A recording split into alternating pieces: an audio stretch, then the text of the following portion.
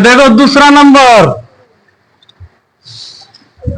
Number में क्या बोल रहा है, पी क्यू आर एक समकोण त्रिभुज है ना। समकोण त्रिभुज सुनते ही दिमाग में क्या आना चाहिए कि 90 डिग्री वाला त्रिभुज है। और कह रहा है जिसका कोण पी समकोण है ना, तो इतना काम हम लोग कर लेते हैं, एक त्रिभुज बना दिए, समकोण त्रिभुज हो गया ना। किसको समकोण बोला है, पी को। अब तुम लोगों का मन करेगा तो क्यू इसको मान लो, आर इसको मान लो, आर इसको मान लो, क्यू इसको मान लो, किसी को भी हम लोग मान सकते हैं, पी क्यू आर। अब यहां पे आगे क्या बोला है, क्यू आर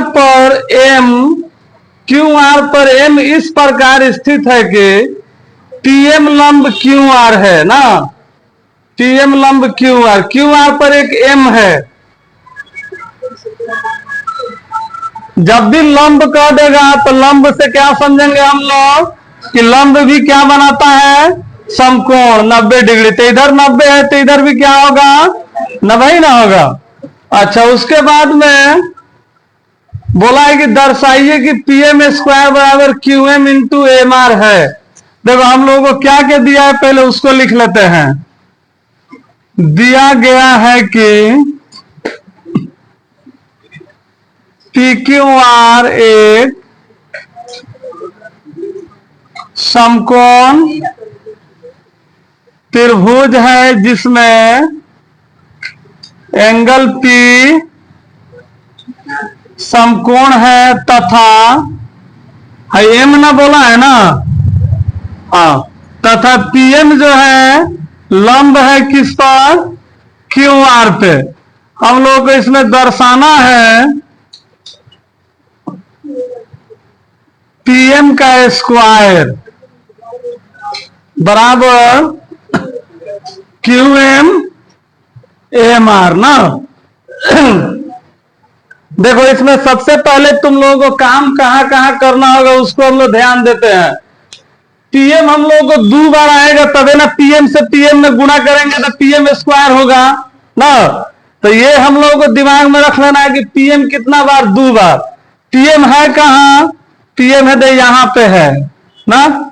अच्छा, क्यूएम कहां पे है, क्यूएम है यहां पे। एम आर कहां पे है, एम आर है यहां पे।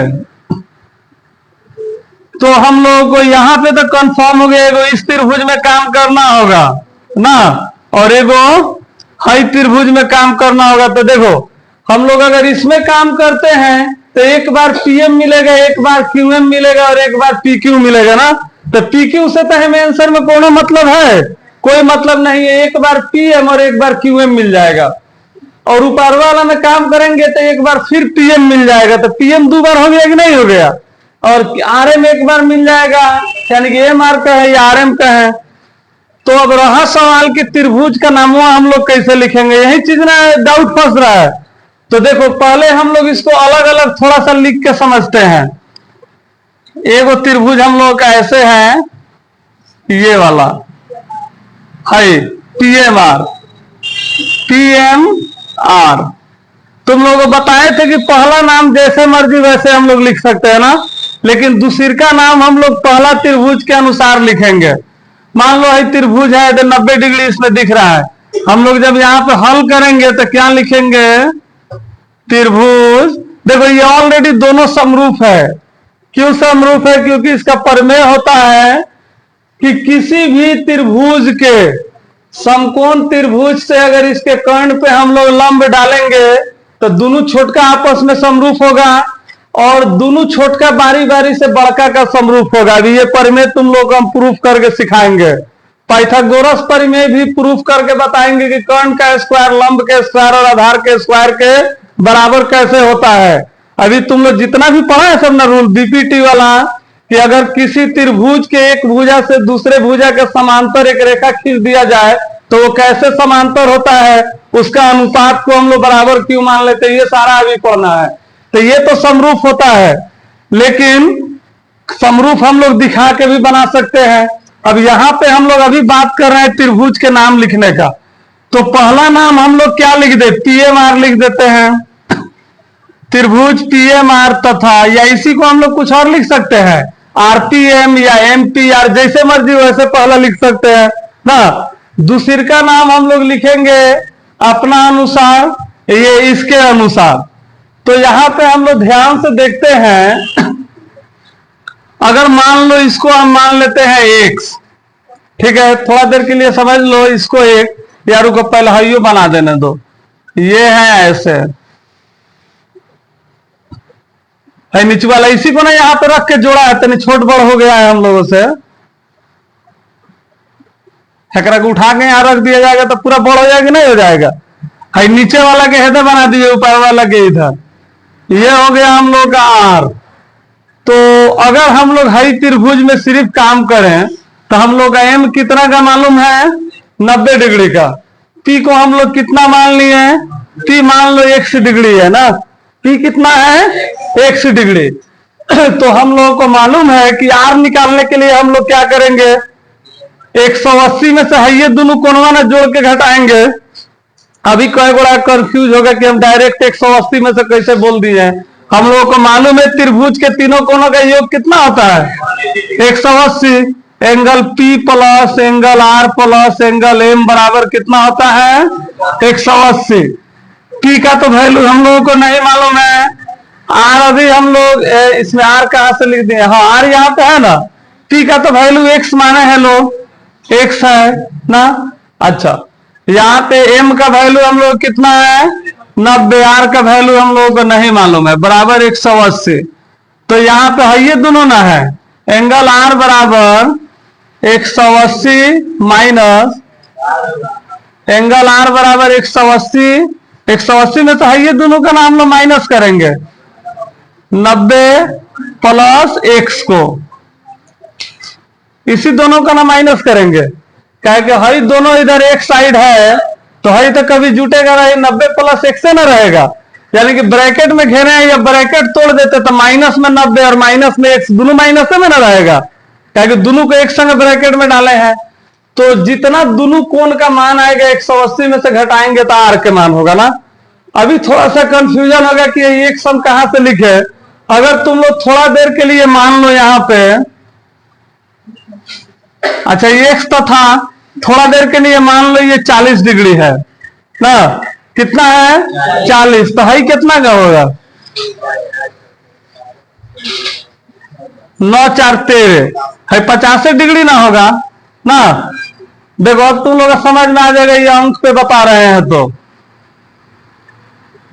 है, इसका नाम क्या है, पी क्यू एम है 90 ना। तो मान लो इसमें, अब तुम लोग सोचेगा सर इसमें किसको हम लोग x माने ना। अगर यहाँ पे इसको अगर तुम लोग x मान लेता है सर, देखो ये गलती है, अभी हम x माने हैं ना, ये गलती है।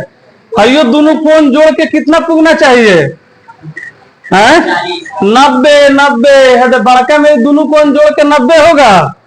देखो ध्यान से, इसमें x हम लोग इसको मानेंगे तब जाके हाई होगा 190 माइनस हाई जाके x होगा, तब जाके हाई यानी कि हाई 40 होगा, तब जाके हाई ना 50 का होगा, तब ये दोनों 50 40 90 हो जाएगा। क्या कि बड़का में तो ये दोनों जोड़ के 90 ही ना है। देख ध्यान से इस फोटो में, मान लो इसको अगर हम x मानते हैं तो इसका वैल्यू कितना होगा, 90 minus x, 90 minus x, 90 minus x कहां से लिख दिए है, तो वो 90 ऑलरेडी है, इसको 40 मान लिए तो 90 में से 40 जाएगा तो 50 का बचेगा, 50 का ही हो जाएगा। तो इसमें हम लोगों का हाई x का होगा। अभी हम क्या चीज समझाए हैं कि x तो तुम लोगों को दिमाग में आता है कि x इसको भी मान सकते हैं, तो x क्यों नहीं माने हैं, क्योंकि हाई दोनों जोड़ के भी तो पूरा बड़का 90 होना चाहिए ना। तो हाई यहाँ पे कितना होगा, 90 माइनस x का होगा। हाई इसमें लिखेंगे या नहीं लिखेंगे कोई फर्क नहीं पड़ेगा, ठीक है। फिर एक बार समझो तुम लोग x y पे अगर ध्यान नहीं आया तो सबसे इंपॉर्टेंट चीज यही, अगर इस समझ में नहीं आया, त्रिभुज अगर सही से नहीं लिखेंगे तो हम लोगों का क्या होगा, गलत हो जाएगा। सबसे पहले तो दिमाग में रखना है कि दोनों जोड़ने पे कितना आना चाहिए, 90 डिग्री, क्योंकि बाका में देखो 90 डिग्री है ना। इसको दो पार्ट में हम लोग किए हैं, तो हम लोग अगर इसमें इसको अगर x मानते हैं, देखो ध्यान से, या इसको अगर हम लोग कुछ भी मान लेते हैं 60 डिग्री 70 डिग्री, मान लो 60 डिग्री मान लिए, 60 थोड़ा देर के लिए, तो 9 6 15 है, कितना का 30 का ना बचेगा, तब ना 15 3 18 180 होगा। तो इसमें तुम लोगों को कहीं दिमाग में है कि इसको 30 मान ले, तो 30 30 60 ना होना है, तो गलत हो गया कि नहीं हो गया। पी हम लोग का दोनों जोड़ के कितना पुगना चाहिए, 90। तो है मैं 30 इसको मानेंगे, तब ना 60 का ही होगा। तो देखो तो 6 3 9 पुग गया। अब आ गया समझ में कि त्रिभुज का नाम हम लोग कैसे लिखेंगे। अगर एक्स वाई पे जिसको नहीं आएगा तो कोई अंक मान के तुम लोग बना लेना, सभी सबसे आसान है, ठीक है। तो अब बताओ सब, तो दूसरा त्रिभुज का नाम हम क्या लिखे। देखो पहले पी लिखे हैं ना, फिर एम, फिर आर, तो इसमें पी एक्स का है, इसमें कौन एक्स का है, क्यू है, क्यू। अच्छा उसके बाद में एम लिखे हैं, एम 90 है, तो इसका भी तो एम है तो 90 है ना ननकी में। बड़का का 90 पी है, लेकिन दोनों हम लोग ननकी में काम कर रहे हैं, क्यू एम। अब बच गया कौन, पी। देखो इसमें आर 90 माइनस एक्स, इसमें P 90 minus X. X Y समझ में नहीं आया, कोई अंक दम से मान लेना, सब अपने आप निकल जाएगा। लेकिन हई दिमाग में रखना है हई चीज कि पी तो पूरा बढ़कर 90 ना है, तो 90 ही आना चाहिए, इससे कम आएगा है ना। 45 के ना मान ले अभी। अच्छा हाँ, मान लो कि यहाँ पे अगर 45 मानेगा, मान लो ये 45 मानेगा ना, तो 90 45 कितना हो गया। तो अच्छा देखो 45 मानेगा, तो इसमें कुछ थोड़े बोला है कि दोनों बराबर है बराबर रहता तब ना इसको 45 45 मानता, बराबर रहेगा तब 45 मान सकता है। कोई अलग अंक मान के देखना है, नहीं तो एक्स पे देखना सब। देखो अभी दोनों में जब हम लोग काम करेंगे, तो हम लोग देखो सबसे पहले मालूम है कि दो एंगल दिखा देंगे, काम हो जाएगा। इसका एम 90 है और इसका एम भी 90 है ना। तो पहले पी एम आर, नीचे वाला लिखे कि ऊपर वाला में लिखे हैं, तो एम का पूरा बड़ा नाम लिखेंगे पी एम आर या R M P. Angle P M R बराबर है पी एम क्यू के। अगर देखो खाली ननकी नाम लिख देते एंगल एम बराबर एंगल एम, तो पता नहीं चलता कि ओ पार का है कि ए पार का है। ओ पार वाला लिखेंगे तब ना पी एम आर लिखेंगे, या इसका पी एम क्यू लिखेंगे। ये क्या है हमारा समकोण ना।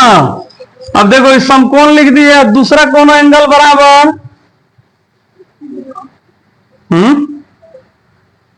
दूसरा एंगल कौन बराबर नहीं है, अभी तो ही लिखे लोग प्रूफ करके। Angle P M R P M Q के समकोण है। अच्छा उसके बाद में हाई जो है इसका angle Q P M R, ऊपर वाला ना पहले लिखे हैं, एंगल आर पी एम बराबर है किसके बराबर, आर पी एम बराबर है इसके पी क्यू एम के, पी क्यू एम के। और यहां पे रीजन क्या लिखना होगा,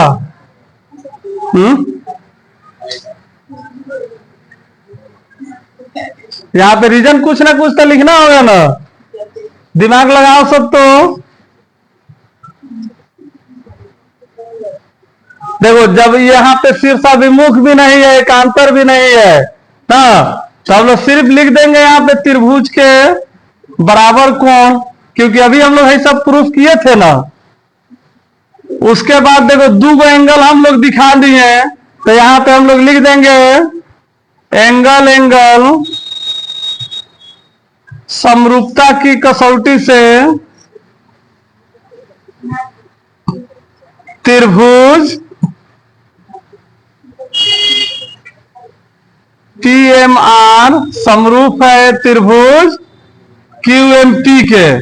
और जब ये समरूप हो गया तो हम लोग क्या लिख सकते हैं, पी एम बटा क्यू एम बराबर, यानी कि इसका शुरू के दूगो फिर दूगो लास्ट के, एम आर बटा एम पी, और फिर शुरू लास्ट पी आर बटा क्यू पी।